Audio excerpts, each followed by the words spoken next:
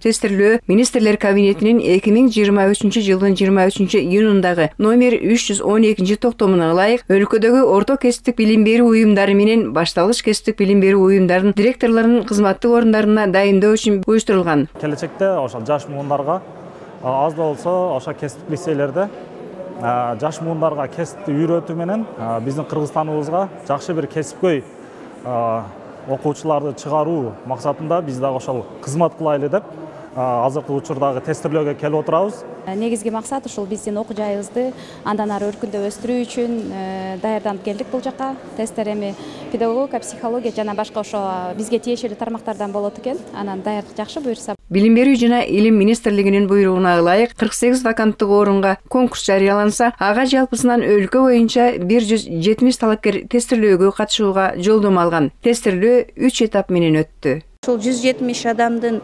142 талапкер башталгыч билим берүү уюмдарыныкы, 28 адам болсо орто кесиптик билим берүү уюмдарына директорлук орунга талапкерлер. Тестирлөө негизинен 4 багыттагы суроолорду камтыйт. Кыргыз Республикасынын закондору, педагогика жана психология, башкаруу менеджменти жана кесиптик билим берүү боюнча жободогу негизги түшүнүктөр. Мына ушул жоболорго ылайык ар бир талапкер жободо көрсөтүлгөн ар бир багыт боюнча жок дегенде 70% кем эмес балл алыш керек. Бул босого балл. Жогоруда аталган 4 багыттан босого баллдан өткөн талапкер билим берүү жана илим министрлигинин атайын комиссиясынан маектешүүгө жолдомо алат. Биринчи этапта кирген 70 талапкерден 4-өө гана тестирлөөдөн өттү. Буга чейинки өткөрүлгөн тестирлөөгө катышкан 150дөн ашуун талапкерден 5-өө гана өткөн. Мындай төмөнкү көрсөткүчтүн башкы себеби министрликтин белгилөөсүндө даярдыктын начардыгы. Даярдык бир аз начар болуп аткандыр. Эмне үчүн? Анткени ал жерде биз тестти экспертизадан да өткөргөнбүз. Тест мындай орто татаалдыктагы тест болуп эсептелет да. Анан экинчиси баягы босого баллы 70ти түзөт. 100дөн 70 алышы керек. Мүмкүн ошон үчүн өткөндөрдүн саны аз болушу мүмкүн. Буга чейинки өткөрүлгөн тестирлөөдөн ийгиликтүү өтүп, билим берүү жана илим министрлигиндеги атайын комиссиянын маектөөсүнөн өтпөй калган талапкерлер да болгон. Алар кайсы талаптар менен, кандай критерийлер менен өтпөй калганын билим берүү жана илим министринин орун басары кенен түшүндүрдү.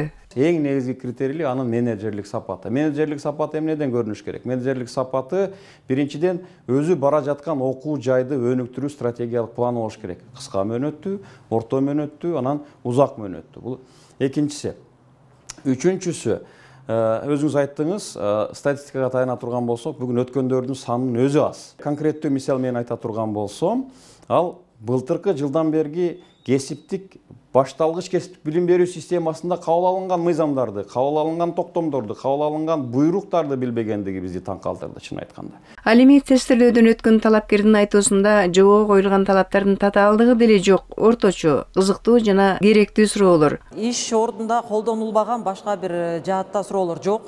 Бардыгы ошол мыйзам ченемдүү, укук ченемдүү суроолор экен. Ал суроолордун баары өтө керек, өтө маанилүү суроолор экен.